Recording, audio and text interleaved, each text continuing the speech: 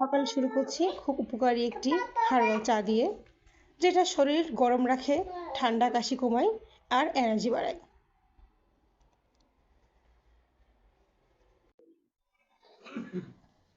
এই চায়েতে আছে দারুচিনি, তেজপাতা আর চা পাতা, যা শরীরকে ভিতর থেকে ডিটক্স করে। সকালে 1 কাপ গরম চা পুরো দিনটাকেই সতেজ রাখে। এভাবে 2 থেকে 3 মিনিট ফুটিয়ে নিলেই তৈরি হয়ে যায় সুস্বাদু আর স্বাস্থ্যকর হার্বাল চা। আমি একটু চিনিও সাথে মিক্স করে দিচ্ছি, আপনারা চাইলে চিনি ছাড়া খেতে পারেন।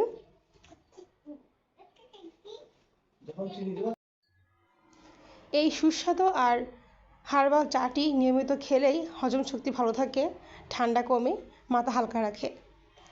শীতের সময় এই চাটি আপনার একটি প্রতিদিনের উপকারী বন্ধু হিসেবে তৈরি হতে পারে।